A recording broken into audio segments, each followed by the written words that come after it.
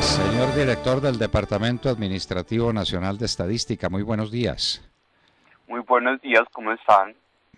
Pues preocupados o por lo menos Yo sé, admirados de que nos yo hubiera sé, doctor Fernando. de que hubiera ocurrido el descache con 4,5 millones de habitantes. Nosotros aquí haciendo cuentas y mirando pues estadísticas muy recientes decimos que se nos perdió todo el departamento del Valle del Cauca. ¿No? 4,5 millones de habitantes, se perdió todo, con Cali incluido, Buenaventura, Palmira, Tuluá, Buga, Cartago, Cedrito, todo, Cerritos, todo se perdió. Y eso es una suma, eso es muy grande. ¿Por qué ocurrió esto, señor director? ¿Y qué garantías tenemos de que este esfuerzo estadístico, este último censo, sí sea perfectamente confiable? Bueno, creo que es una pregunta supremamente importante para todos los oyentes y para el país. Nosotros lo que tenemos como diagnóstico preliminar para, para explicar esta diferencia tan importante entre las proyecciones de población que tenía el país a partir de la información del censo de 2005 y este resultado preliminar del cierre de la fase de recolección del censo muestra que hay tres elementos importantes que pueden estar generando esta diferencia. La primera es tener claro y está contextualizada antes de dar como temas precisos sobre la diferencia. Está claro que todos los censos de población y de vivienda, incluso los censos más perfectos como los de Australia y los de Canadá, a la hora de hacer los conteos, identifican siempre un subregistro de población. Es decir, que las proyecciones de población, al ser proyecciones y al estar basadas en supuestos, tienen un margen de error que en el caso particular de América Latina, para la ronda de censos que se han hecho entre 2010 y 2020, aproximadamente como promedio simple es del 5.7%. Acá en Colombia estamos evidenciando preliminarmente un descache del 9%, es decir, 3.3 puntos porcentuales por encima de ese promedio latinoamericano, lo cual es importante reconocerlo y establecerlo abiertamente ante la opinión como un criterio supremamente importante a ser revisado por la Comisión de Expertos Demográficos que tenemos abierta desde el 1 de noviembre. Entonces, cuando vamos a ver unas posibles causas de esa explicación, es primero que Colombia no ha sido muy disciplinada en la realización periódica y sistemática de estos censos de población, como tuvimos la oportunidad en ese generoso espacio que usted nos dio hace varias semanas, pudimos decir no era lo correcto haber corrido el desarrollo de este Censo Nacional de Población y Vivienda 3 años, porque el reloj de las proyecciones estaba llamado a ser ajustado en 2015 y no en 2018 como lo estamos haciendo en este momento. Y no se trata de que todo sea la culpa de haber corrido ese censo 3 años, sino que hay que reconocer que en esos 3 años el país tuvo un desarrollo urbanístico y habitacional muy importante por la política pública en materia de fomento a la construcción y particularmente a la vivienda de interés público e interés social que se desarrolló en el pasado gobierno.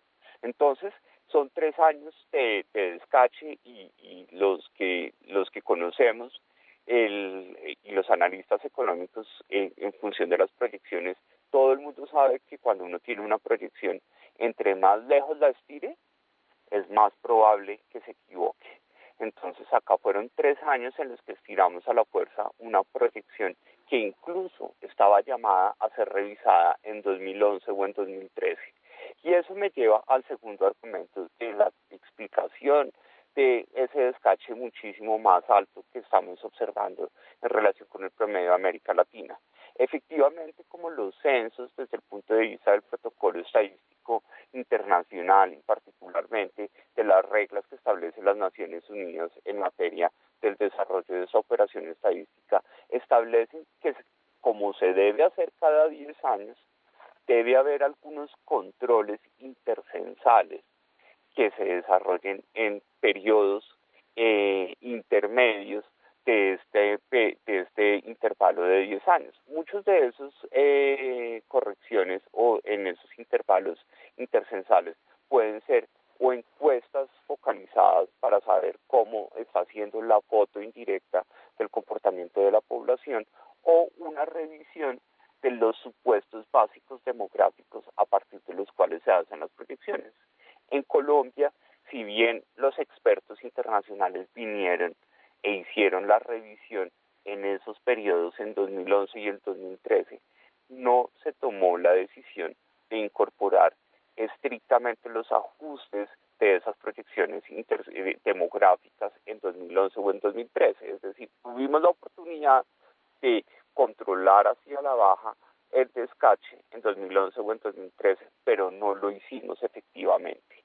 ¿Y por qué es importante ese control intercensal? Eso me lleva al tercer argumento, y es, hay que recordar que ese reloj del DANE, que es el que manifiesta metafóricamente las proyecciones poblacionales que se desarrollaron en 2005, es un reloj que simplemente coge a los 42.6 millones de colombianos que efectivamente reportó como cifra oficial el DANE en 2005 y los pone a crecer en función de tres variables fundamentales: la tasa global de fecundidad femenina, la tasa de mortalidad infantil y la esperanza de vida tanto para hombres como para mujeres en el país. Y esos son tres variables que juntas o puestas en una licuadora empiezan a dar una tasa de crecimiento que es la que se le imputa a ese valor de 42.6 millones cada año. Y ahí hay que reconocer que Colombia entre 2005 y 2018 tuvo unos cambios estructurales en su estructura económica y demográfica que llevaron a una mayor participación de la mujer en el mercado laboral. Precisamente, y como dato de contexto, ayer Fasecolda estaba presentando un estudio sobre la medida de la formalización y medidas alternativas de la formalización laboral y mostraba cómo la participación laboral de la mujer en el mercado formal ha crecido drásticamente en la última década. Y esas mujeres trabajando, el doctor Fernando, pues lo que llevan es que controlan las decisiones en relación con la cantidad de niños vivos que traen a la vida. Es decir, lleva la participación de la mujer en el mercado laboral, lleva a una reducción significativa en el tamaño promedio de los hogares colombianos. Entonces, para ponerlo más sencillo, si pensáramos que en Colombia no se construyeron casas y apartamentos entre 2005 y 2018, pues lo que sucede es que el reloj poblacional del DANE pensó que en esas casas iban a seguir viviendo entre 3.8 o 3.5 habitantes por hogar, cuando en realidad la foto que estamos tomando hoy es que el tamaño promedio del hogar en Colombia es de 3 personas por cada hogar. Entonces, si uno hace la cuenta y pensara en ese criterio estático en la que el número de casas sigue siendo igual durante estos 13 años. En 2005 se creía que íbamos a vivir siempre 4 colombianos o 4 habitantes por cada una de esas casas. Y ahora vemos que solo 3, pues 3 de 4 es el 75%, es decir, es una caída del 25% del tamaño por hogar. Y efectivamente nosotros estamos teniendo un descache del número de población de solo el 9%. Entonces, cuando nosotros vemos que en ese tercer argumento que le damos a la opinión pública, que hubo un cambio en la estructura económica y social del país, hubo menos hogares pobres, una clase media relativamente más consolidada en relación con lo que teníamos en la década de los 90, pues Colombia cambió su estructura económica y al tener mayor movilidad social, sus hogares son más pequeños y por consiguiente estamos llamados a que la velocidad a la cual crece la población se ralentice y por consiguiente verifiquemos este descache que estamos viendo en este momento. Sin embargo, esos argumentos son unos argumentos que están como contexto en relación con el descache, pero esa diferencia del 9% tiene que ser revisada y lo está haciendo porque a partir del 1 de noviembre instalamos una comisión de expertos demográficos para que le puedan decir al país si efectivamente esa diferencia del 9% frente a la población esperada y la población contada, pues tiene una explicación y debemos creerle a esa información. Doctor Oviedo, hay tantas cosas para que se desprenden de eso. Y ustedes me imagino que en el DAN están trabajando febrilmente porque aquí cambian todas las perspectivas, en todas las políticas sociales, toda la política económica. Usted lo ha dicho, el crecimiento de la economía, el crecimiento per cápita de la economía. ¿Cómo es ahora y cómo viene evolucionando en el último tiempo? Porque es que un 9% de descache es una cifra gigantesca. Imagínese usted que no hubiera ese descache, ¿cuánto tiempo nos demoramos en crecer la renta per cápita un 9%? Es una barbaridad. ¿Están ustedes dedicados en el DANE a revisar los efectos que tiene en todo el orden estadístico del país este descache del 9% en el número de habitantes que tiene Colombia? Claro, y precisamente nuestra responsabilidad como oficina estadística oficial del país es empezar a identificar todos los impactos que está teniendo esta foto que no nos esperábamos de la población colombiana. Entonces, el primero, y es una responsabilidad profesional de nuestra función pública con el país, es que no vamos a dejar regulado de una forma muy explícita los procedimientos para que se desarrollen estas encuestas intercensales o estos controles intercensales de aquí al 2025, porque el primer compromiso que nosotros adquirimos con el país, una vez publicamos estos resultados y somos conscientes de este descache, es que no podemos simplemente hacernos los de las gafas oscuras y pensar que vamos a hacer el censo nuevamente en el 2028, porque cursan 10 años entre 2018 y 2028. Lo tenemos que hacer en el 2025, que corresponde al segundo periodo decadal o tercer periodo decadal entre el censo del 85, el del 93, que debió haber sido el 95, en el del 2005, que fue efectivamente en el 2005, el de 2015 y el de 2025. Entonces vamos a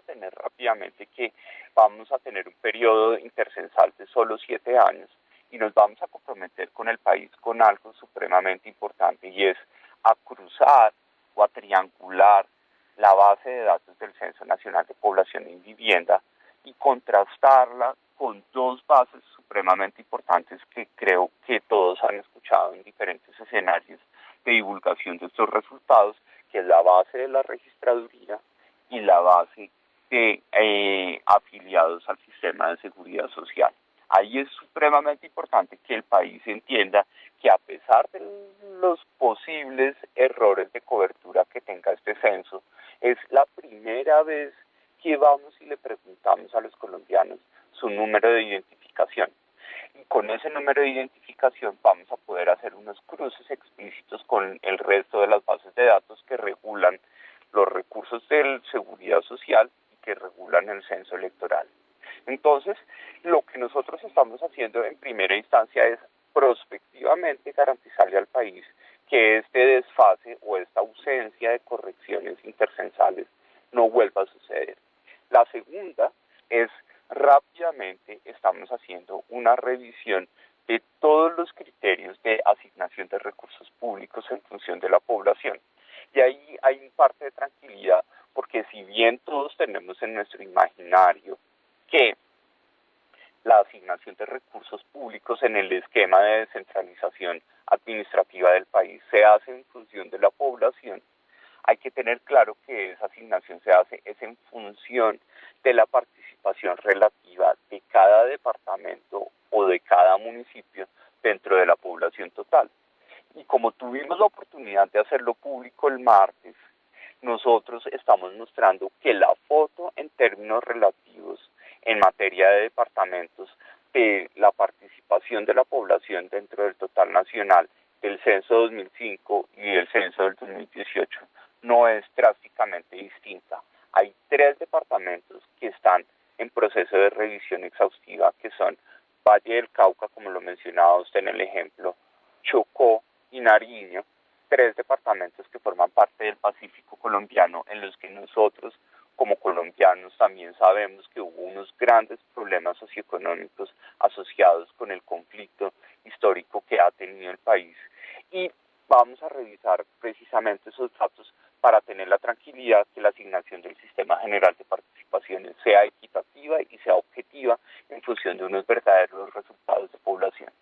Y en lo que tiene que ver con otras variables u otros indicadores que nosotros llamamos per cápita, como el PIB per cápita o la participación o el presupuesto público per cápita, pues rápidamente, una vez este comité de expertos nos dé un aval para que estas estadísticas sean estadísticas oficiales, no solo vamos a hacer una proyección hacia adelante, sino que vamos a hacer una retroproyección que nos permita corregir esos indicadores hacia el pasado. Técnicamente, no, y creo que es uno de los temas más delicados, no es que podamos decir ahora que por los datos del censo Colombia sea más rica a partir del concepto de PIB per cápita. No, lo que queremos decir es que hemos sido más ricos durante todos estos últimos 13 años de lo que creíamos, pero efectivamente no lo sabíamos. Entonces, de lo que se trata verdaderamente es que más allá del debate, si es 45.5 o 46 o 46.5, nosotros entendamos que como Censo Nacional de Población y Vivienda, con todos los posibles errores logísticos que hayan podido suceder y que estamos obligados a evaluar y a discutir abiertamente y honestamente con este comité de expertos demográficos, esto es una foto que, por más de que tenga algunos descaches, sigue siendo una foto, que es muchísimo mejor al boceto o a la pintura artística o al óleo que nosotros estábamos asumiendo que era la población a partir de las proyecciones que nos daba el reloj poblacional. Entonces, al ser una foto, todas estas caracterizaciones demográficas sobre, por ejemplo, la distribución geográfica del analfabetismo, la distribución geográfica de la penetración de Internet, la distribución geográfica del tamaño por los hogares, son fotos que resultan supremamente valiosos, no solo para el gobierno nacional en desarrollo de su política pública, sino para el sector privado. Un ejemplo muy sencillo es la industria automotriz. Tiene que revisar rápidamente sus proyecciones de crecimiento en el país, pues porque si ya no somos 50 millones de habitantes, sino 45.5, pues el nivel de saturación del mercado automotriz o del mercado automotor, en el país, pues es distinto, es mucho más estrecho y por consiguiente las estrategias comerciales de todos aquellos productores de bienes y servicios en los que reconocen que su mercado es un tamaño poblacional específico, qué bueno que puedan corregir sus proyecciones y sus estrategias comerciales en función de una foto más cercana a la realidad. Entonces, nosotros somos conscientes y por eso nuestra política de rigor estadístico no es esconder para defender una reputación, sino abrir y ser muy honestos intelectual y académicamente con los resultados que estamos obteniendo para que puedan ser evaluados por expertos y poderle dar al país, claro, una foto que no es perfecta y que nunca ha sido perfecta en todos los censos de población. En censos hasta los más sofisticados como Canadá, Australia, Estados Unidos, hay omisiones, es decir, hay gente a la que no censaron, hay gente que no quiso abrir la puerta, hay problemas operativos logísticos, hay paros, hay efectos climáticos. En Chile, en Paraguay, hubo unos efectos climáticos supremamente importantes que afectaron la calidad del censo. Pero nuestro compromiso con el país es darle la tranquilidad de que a pesar de que suceden esos problemas, al estar en campo, pues esos problemas no afectan drásticamente la condición de foto que tiene este censo poblacional y de vivienda que desarrollamos en 2018. Doctor Juan Daniel Oviedo, director del DANE, tenemos una pregunta cortica para cerrar sobre un asunto distinto, pero que también está a su cuidado.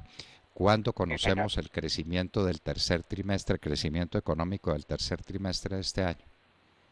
Buenísima la pregunta porque me ayuda a hacerle publicidad a nuestra rueda de prensa que va a ser exactamente, doctor Londoño, el próximo jueves a las 11 de la mañana en el auditorio del DANE. Vamos a estar publicando De hoy los en 8. resultados del crecimiento económico del tercer trimestre. De hoy en 8. Sí, señor. No nos anticipa ni una palabrita. ¿Verdad? No nos anticipa ni una palabrita. Esas de las variables que incluso por protocolo estadístico me toca anunciarle solo al presidente 15 minutos antes de hacerla pública al país.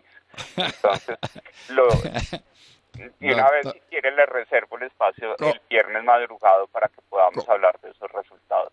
Maravilloso, comprendemos perfectamente. Muchas gracias por su explicación, tan rigurosa, tan académica, tan seria como todas las que usted hace. Señor director del DANE, Juan Daniel Oviedo, muchísimas gracias por estar con nosotros en la hora de la verdad. Y a usted especialmente, doctor Londoño, por su generosidad con este espacio y siempre a sus órdenes para explicarle mejor las cosas a sus oyentes.